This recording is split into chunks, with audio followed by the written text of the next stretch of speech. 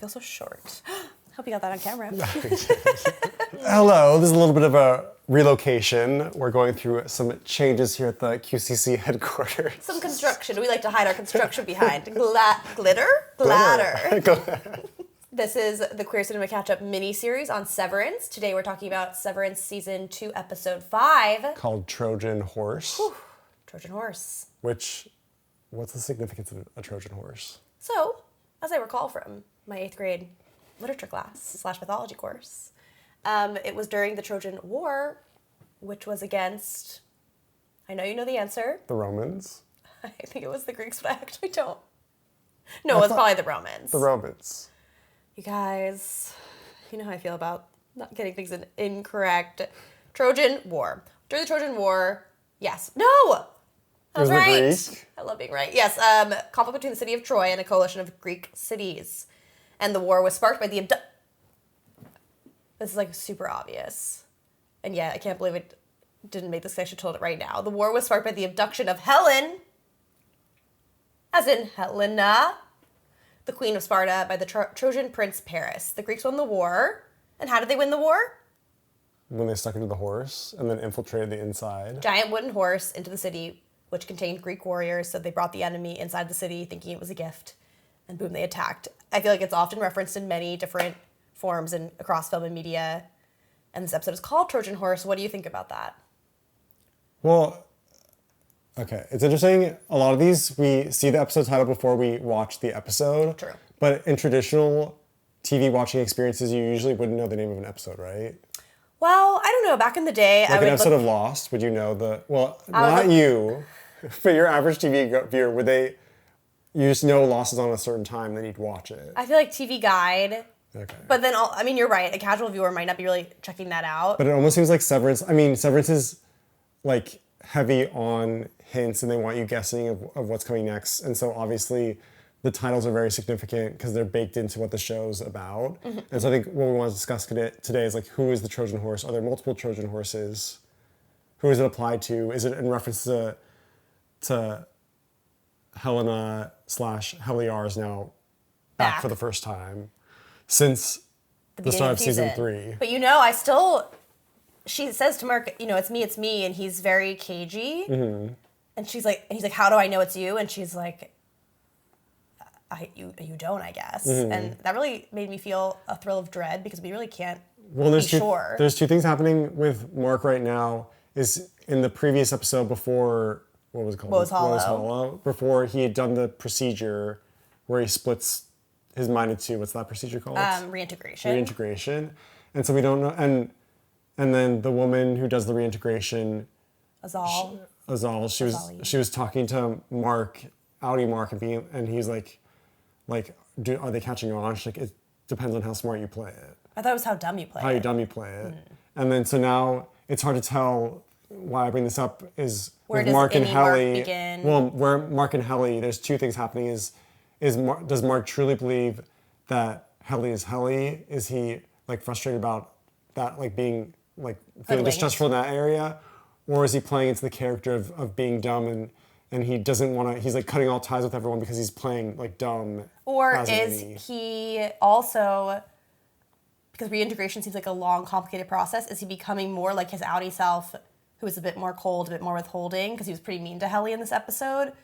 A little bit understandable because Helena in the previous episode slept with him and it was under false pretense, and a bunch of other traumatic things have happened. But it seems like he's kind of co-opting some of his Audi personality, and yet he's only having flashes of memories to the outside world, and Mark S. as an Audi is also having flashes of memory, so it's unclear where the line of the two characters begins and ends. And so in a way, even though I think the obvious Trojan horse is supposed to be Helena coming into the severed floor and posing as Helliar, a mole, as Irv called her in the previous episode, but I feel like it could also apply to Mark, who's now reintegrated and nobody else knows. Mm. And yet maybe there are other characters and situations that this could apply to as well, such as... the suspense is killing me. It just flew out of my head. I was thinking about Milchick specifically, because he seems very much like our villain, who's not on the side of the innies, and yet in this episode he had his performance review And we find out that a lot of these decisions to try and make Lumen nicer, more posters, Dylan can meet his family, all these things that seem like manipulations actually, or going on an outdoor retreat were actually Milchick's idea. So that made me question, like, maybe he is more on the side of the innies and he does care about them in some way. And at the same time, we see him speak to Natalie in this episode, and he asks her about the pictures he received as a gift in which Kier has been painted basically in blackface, and he has a negative reaction to it, but it's sort of subtextual, and he's not sure how Natalie feels about it, who's also a person of color, and he kind of directly addresses it right before the performance review. And he says something like, I had a lot of complicated feelings looking at that, given that we're in a similar situation here. And she just doesn't say anything. Right. And so then I thought, okay, there's an element, I guess the Trojan Horse idea is that there's an element of all of us coming into the office in real life in the show, and we have to present an identity, and then what is our real identity? And that's like the theme of the show, but then in this episode they're kind of calling out all the duplicitous. Yeah, even the people who don't... hidden agendas. The people who haven't been severed are also, in their own ways, like playing you're saying, parts. Just because you aren't severed, you still have like your outside personality, your inside personality. Yeah. Like, and then the reason it's actually called Trojan Horse is because Ricken, who's written the book, The You That You Are, which in the first season really inspires the innies, very anti-capitalist message. He's been asked to rewrite it for a lot of money and attention for innies, and he's completely changing the message to, I think, be more like, stay the course, do your part, be a good worker. And his wife's kind of calling him out on it. And she says something like, the book you're writing now is such a Trojan horse. He says it. He goes, my book's a Trojan horse. Because if I can get some of my ideas out there, then I can change the world. And then Devin's like, these aren't even your ideas. Yeah.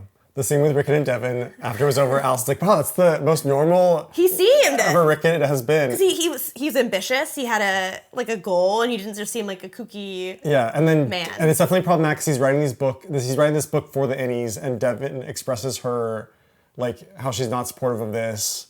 And then, like, Ricken, like, he actually seems to take into what she said into account, being like, I need to think about this. He's like, but also be like, it's like, good financially for us. And professionally, a creative outlet. Yeah. It made me reflect like as somebody who aspires to write and who has values, as we all do. It's sort of like if you were given an opportunity and it was huge, but you didn't necessarily agree with the content or the thesis of what you were writing, would you do it anyway? Right. And so I think this is like the first time, like you said, like Ricken has seen, it was the most like impressive scene with him in the show so far. Most grounded. And I've seen that actor, and he was in Orange is the New Black. He's been other things. He's always kind of that kooky guy, so I've never really seen him play a very grounded moment. It was exciting to see, yeah. And I was like, hey, he's got range. And then, what we haven't brought up yet, which is really crucial to this episode, really crucial to the episode is, like, Irv is now gone, and Dylan says it's really important for them that they need to have a funeral, because he's basically dead. He's dead. He's gone. He's not coming back. Very creepy image of Watermelon Irv. Watermelon Irv comes out, and then Milchick actually like goes through with it, which I was surprised by, because usually they only hold funerals if someone has actually died on the severed floor. Yeah, and then Miss Wong says you shouldn't do that because then they're gonna start thinking they're people. Yeah. Which is such a that again supports my idea that Milchick is a better man than we think he is. But then because she also said that, made Milchick probably want to do the funeral even more because he despises that child. And then there was Dylan found the note behind the door, which Irv had left him, or behind the poster, to go find the... Well, I think it's important before even that, is they're having the funeral, and then I think it ties into the Mark Innie situation, is Mark's like, okay, is this over? And then Dylan's like, how can you not be supportive? And Mark's like, well, like, Irv is still alive. Like, why are we doing this? Yeah. And so just, again, kind of like you had said earlier off camera, how he was being... like both like cruel and cold to people. And when we were talking separately outside of this, I was like, well, he was only really cruel to Helly, but I feel like that was kind of a cruel moment to say like, he's not really... Yeah, cruel to Dylan. And he like walks out and then, go into the... He just finds the note to the name of the elevator, which I can never remember what it's called. The something floor. And I always see it, people posting about it. I'm like, yeah, that place. But isn't it the archive? No, it's floor? sort of like the submission, the shipment floor. Anyway. Oh, I think that might be right. Something like that. Yeah. The shipping floor. But it also kind of went back to the idea, like, did Milchick know that was there? Is that why he left them alone in that room? Yeah. And what did the note say? It was just instructions to how to get to that place. Allison was like, the note that came up was close up, and Allison like paused Dear it. father. And then or dear kids. Yeah. Wait, no. Dear, It's dad. What? this is Dad? Is that what it said? Yeah. And then, because it's like this long like note, so I'm glad that you paused it. But then as we were like, Allison was reading it out loud, it was just instructions like turn left, turn right, turn left, turn left, turn left, turn right, turn left. And I was like, okay, I think we can push play. But it also makes me wonder about Irv being reintegrated as well, and if so, that's kind of a Trojan Horse situation. Mm-hmm. He's talking on the phone to someone, reporting that he got fired. We've seen him talk on the phone before. Irv? Yeah. In it is out and outy, and I'm kind of like, is it Miss Cobell? Which brings us to our next segment. Where the hell is Patricia Arquette? She's been missing for 2 episodes now. She was the whole reason we fell in love with this show. We were laughing at her every single second that she was on the screen, and intimidated and frightened and awed by her. It was. And so now we're very sad, even though we still love the show. We're like, where is Miss Cobell? And so I've been listening to the Severance official podcast, and I found out you can call in with questions. So we're gonna call in and ask Ben Stiller and Adam Scott. Well, let me give you the number. What's the number? 212. Sorry, I wasn't ready. 212. 830. I'm nervous now. 3816. Okay, I'm scared. And we're at. Call. Do Great. it. Good day, cherished citizen. You have reached the telephone post box for Lumen Industries' severed floor. Hi there, this is Allison Thevney. And this is Joe. Calling from our own podcast where we chat about Severance for 15 minutes every week just to catch up on what's going on. But we love the show. We've loved it since season 1. We were so excited for its return. And this season is thrilling us. But we are really missing Patricia Arquette, Miss Cobell, Miss Selvig. We're wondering, where is she? Because she's been there, but not as frequently. And it made us wonder if perhaps there's going to be an episode dedicated solely to Miss Cobell and what she's been up to this entire season. And that's really our question. We just want to hear, where is she? Thank you so much for creating such a fantastic show. We really enjoy it. We love your work, and we also love Irv. Oh, yeah, we do. And everybody. Everyone's great. Everyone's great. Mark's great. All right, hang on. All right. Bye. I'm a little upset we didn't say the name of our podcast, Queer Cinema Catchup, but we're not in it for promotion. We genuinely want to know, where is Patricia? Where is Miss Cobell? There's 2 other things I want to talk about, and then if there's anything else you want to jump on. But 2 other really important scenes in this episode is towards the end, Mark is getting on the elevator. He's going to go upstairs. It's Adam Scott. He's like, I got your message. He's like, I heard your last name, and I want you to work with me. Great. I'll be severed tomorrow. He gets on the elevator, and then Milchick is like, hi, Mark, can I talk to you? And then crosses... Wait, is that something... Someone was saying it was crossing the vertical line. Is that just an edit... What do you mean crossing the vertical line? I don't know. Someone said that... I guess they meant of the elevator. All right. So he gets in the elevator. Never mind. And then he has a conversation with Mark. And Mark, who the whole episode has been very cold and distant with everyone, all of a sudden decides to start biting Milchick's hand. And I forget what he said specifically, but then it escalates to Milchick talking about him and Helena, and he knows that they had sex with each other. Disturbing. But do you think that's because Helena self-reported, or do you think that's because they were watching them? I think it's because they were watching. Creepy. Which is, again, is like, did they want it to happen? I mean, possibly. I don't know. Like, if it is like they're all the babies in the intro cartoon, so it does make it seem like that is the way it's going, but it also seems like very... I don't know. At least Helly's going to be pregnant, just going to discover that. I mean, if it happens, I'm sure I'll be very interested, but it feels kind of obvious. And I'm like, what, wasn't Helena using birth control unless she wants to have a baby? I don't know. Yeah. Questions. And then, so that conversation is very heated, very intense. And then Mark goes home and he's asking the reintegration woman, who I always forget her name. I think it's her name. Like if they're going to do another process again, and she's like, we'll wait till tomorrow, like give it some time. And then all of a sudden Mark starts he's walking down the hallway in his own home, and then all of a sudden he starts having severe reintegration where he's in the hallway of the severed floor.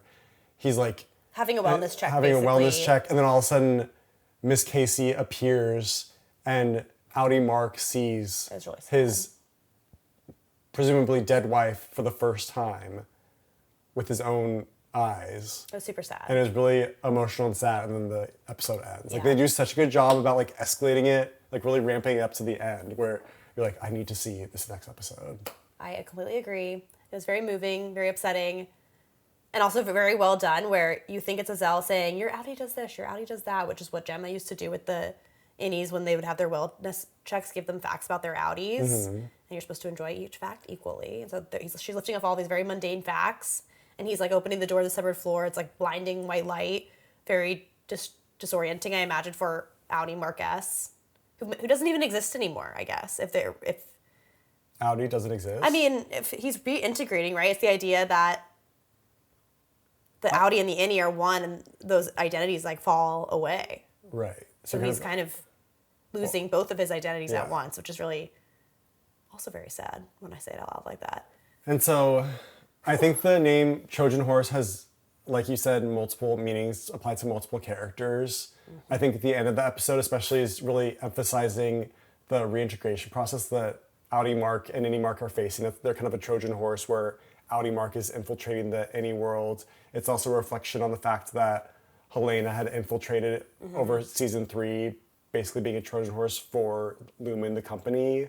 Also, like, Irv sneaking a note behind the painting is kind of like a Trojan horse in own, like a message from the outside world. And it was a painting of the overtime contingency, which is when the innies kind of did a Trojan horse move themselves. The painting. It was a hang in there. Yeah, and it was. But then the note itself had the instructions. The instructions and then the picture, the hand scribble of the elevator. That I think is called the shipping floor. It's called the something. shipment floor. You know what? I think I need to just quickly. The weird elevator in Severance is called what? Sorry, I just can't. What is the elevator? No. What is an elevator? All right, unfortunately. Well, I'll just put it right here. It's on the screen. I now know it. I don't. You can't read? It's right there. I don't know what to say to that. All right, what else? Is there anything else we need to cover? I think that's good. I think we focused this week on one topic, well, 2 topics. So I think we're going to keep doing that because I think it'll help us keep these quick. And, we'll see you next week on Queer Cinema Catchup's mini-series on Severance Season 2, Episode 6. And please check out our regular episodes, which come out on Thursdays. Yeah. Oh. Was I saying Season 3 this whole time? It's Season 2. Sorry.